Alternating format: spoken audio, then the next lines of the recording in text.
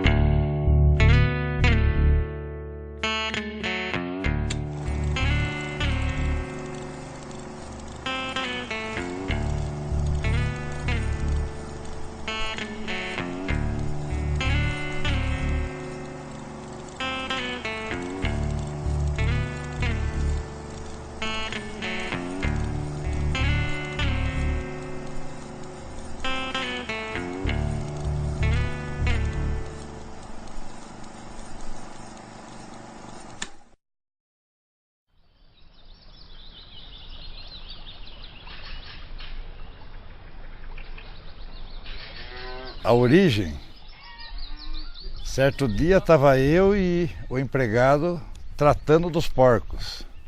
Em um belo momento de uma briga de porcos, e como a parede já vinha sendo destruída há alguns dias pelos porcos, né? Aí eles acabaram de arrebentar a parede e fugiram do chiqueiro, que era uma casa velha que se transformou em um chiqueiro. Aí numa dessa, a hora que o empregado saiu correndo para cercar a porcada, ele gritava para mim e eu fiquei pasmo, olhando para o tijolo, né?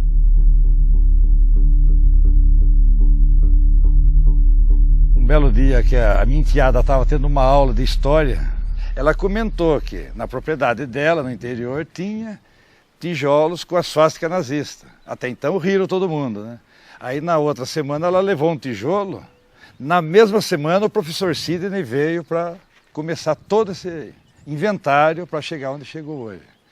Na época, verifiquei realmente uma quantidade significativa de construções das décadas de 30 e 40, com uma grande profusão de simbologias nazistas, não só marcadas nos tijolos, mas que também apareciam em fotografias de época, em lombos de animais, em bandeiras de times de futebol, em talonários. E aí eu tomei a decisão de iniciar essa pesquisa por conta própria. O que mais me chamou a atenção não foram as simbologias nazistas, foi a associação entre a simbologia da extrema-direita e a transferência de meninos negros de um orfanato católico do Rio de Janeiro para o interior de um outro estado, que me chamou muita atenção. A presença de um único gênero masculino, de uma faixa etária também única de 9 a 12 anos, e foi esse conjunto comprobatório que acabou me levando a esta relação. E depois de um trajeto relativamente longo, que durou alguns anos, eu acabei chegando aos documentos do Educandário Romão de Matos Duarte, onde eu acabei localizando nos livros de saída de internos os nomes de pelo menos 2 dezenas deles, e encontrei documentações assinadas a próprio punho por Oswaldo Rocha Miranda, que se punha como responsável pela retirada legal e pela transferência dos meninos do Rio de Janeiro para Campina do Monte Alegre. Seu Aloysio Silva foi um dos meninos que foi retirado do Romão de Matos Duarte e acabou servindo uma das principais guias da pesquisa. Ele recolheu nós tudo num canto do quintal da gente brincar. Que lá era bola, bicicleta, patinete. Outros faziam a casinha para passarinho, isso aqui. Era de tudo. Aí ele mandou recolher nós, botou nós num canto tudo empilhado ali. Então naquilo tinha um passador, de nós dormimos no alojamento, né? A gente chama de passadiço, né? Eles ficaram lá em cima, lá com um saco de bala desse tamanho. Lá de cima o major, Oswaldo Rocha Miranda, E pegar e jogar um punhado de bala. Assim, nós ia catar que nem galinha catando milho. Nós não sabia de nada. Então ele olhava ali e apontando, André, põe esse pra lá. E aquele de lá põe pra cá. E assim foi. Ele apartou 20 da nossa turma. Ele disse, pois é, vocês vão lá pra minha fazenda, vocês vão ver como é que... Vocês vão ver uma vida boa. No Rio de Janeiro, o que eles ouviram é que eles estariam sendo transferidos para um lugar que era muito legal, que tinha rio, que tinha passarinho, que tinha cavalo para andar, e que eles ficaram, a princípio, entusiasmados com a ideia. E já na transferência, começava a se mostrar outros aspectos não tão dóceis assim desse processo de retirada. Foi 2 carros de polícia lá para embarcar nós no carro e ficar lá na estação Dom Pedro II para pegar o trem.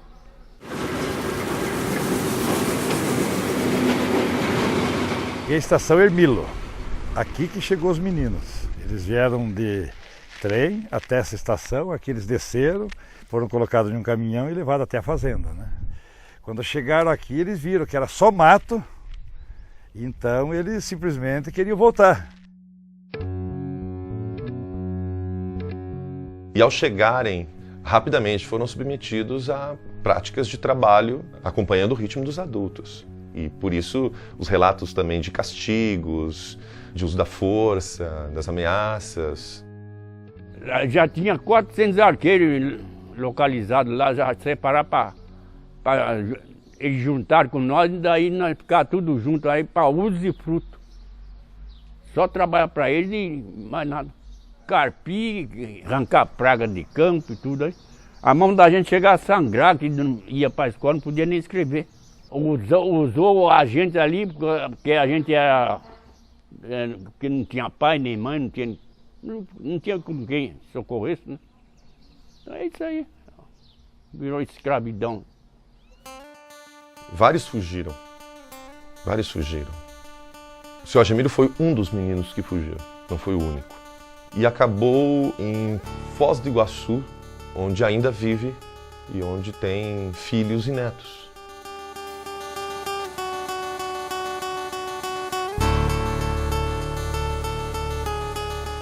Tinha 3 irmãos, tinha a fazenda Santa Albertina, fazenda Santa Albertina, Cruzeiro do Sul e fazenda Doutor Retiro Feliz. Aquela fazenda cuidava de quê? De porco ali, né? Cuidava de um bolo tá de sereno, que era meu amigão. Eu gritava lá e vinha lá de longe correndo no portão. Comia o milho, cortava, sacudia o rabo, tirava o tiro. Como tinha gente que cuidava só de gado, outros cuidavam só de carneiro, outros cuidavam só de galinha. Agora para sair da fazenda é difícil. Já aconteceu sem ir para lugar nenhum. Já tinha um tutor lá para tomar conta de nós lá, um homem, um paraibano ruim. Ruim mesmo. Ele tinha uma vara de marmelo e uma palmatória aqui na cinta, com 5 furos. Se você errasse bem errado, vinha aqui para dar um bolo. Pá, o cara berrava daqui no Japão. E tomar uma quantidade de bolo conforme o que fizesse atrapalhada. E aquilo era de lascar, doía para uma vez. Foi daí quando ele foi bater, eu puxei no joelho dele, por quase que mataram a pau. E aqueles que batiam são comandados pelo dono da fazenda. Quando vinha da fazenda aqui na cabine, vinha tudo em forma lá e ele, o chefão com os cachorros juntos e o chicotão aqui no ombro. Ah, se nós fugisse com esse e os cachorros farejassem nós, ele pegava a gente mesmo. Ele tinha 2 cachorros, uma cachorra e um cachorro, ensinado já para... O nome da cachorra era Fiança e do cachorro era Veneno. Ele só falava lá, o cachorro ia lá, trazia nós de lá e botava junto com os outros. Foi num dia que eu notei assim, eu digo, eu vou cair fora desse negócio. Quando eles pensaram que eu estava lá, eu peguei um caminhão que passou por ali, foi embora, vim para Jeremilo, conhece, né? Lá em Jeremilo, fiquei lá, quando apareceu eu me escondia. Quando apareceu o trem, eu, Sorocaba. Ah, caí fora. Caí fora. Por quê? Caí pela vida, a cabeça ajudou. Alguém me ajudou, né? O cara fazendo o quê? Não, assim aventurei e me dei bem. Eu sofri um pouco, né? Foi um pouquinho devagar, não estou aqui. Quem ficasse naquela vida, ela tá louco. Não dá. Tem muitos deles que já morreram, tem muitos deles que sofreram, tem muitos deles que ficaram loucos. Porque vou atrás de papo. Fui caçar, a primeira botina foi com 16 anos. Tempo aqui já para valer mesmo. A gente pisava naquela gela e ia derretendo, chegar a dormir, o pé da gente não aguentava. Dinheiro era difícil.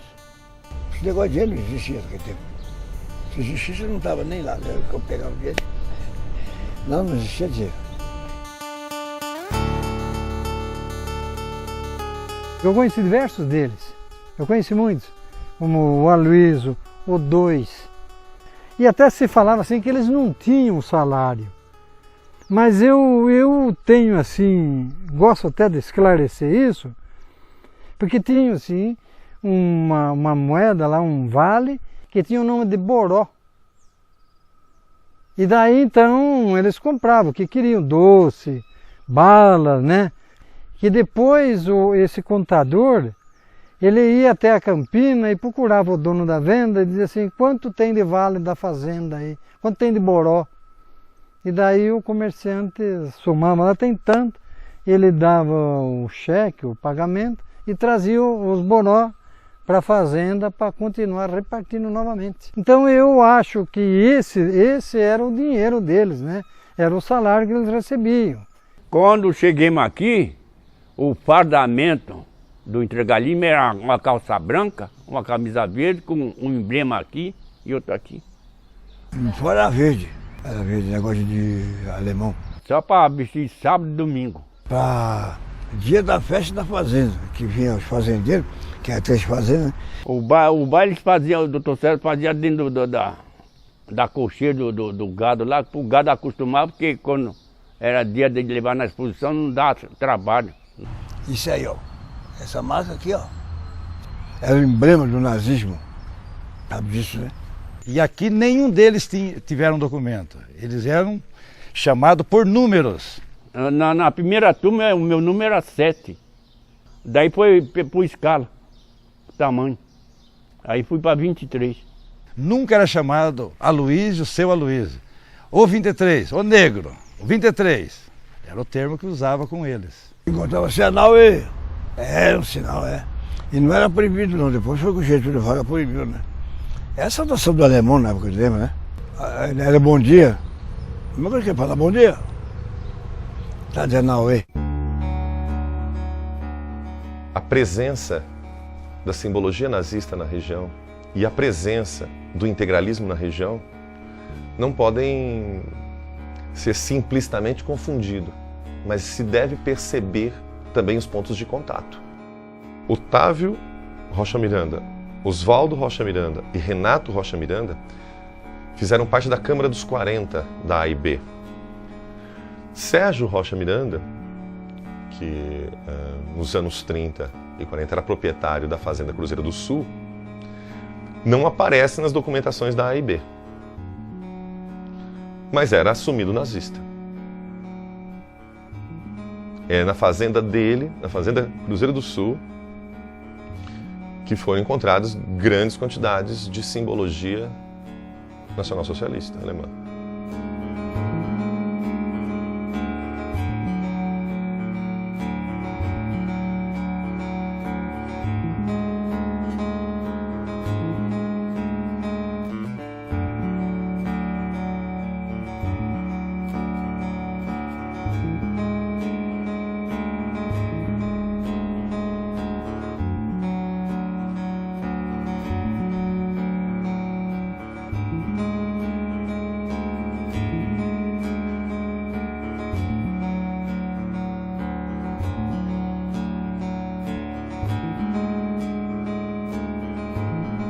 A família de sobrenome Rocha Miranda, em Campina de Monte Alegre, eram quase sempre vistos como benfeitores Afinal de contas, o município de Campina de Monte Alegre, né, chamado lá Campininha, ele surge praticamente cercado pelas fazendas da antiga família Rocha Miranda. Eu nasci na fazenda Cruzeiro do Sul. 5 irmãos meus nasceram lá.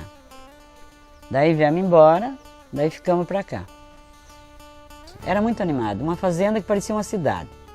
Todas as duas eram muito animadas. Hoje em dia se acabou tudo depois que morreu os Miranda. A do Cruzeiro se ia lá, nossa, que linda que era aquela fazenda.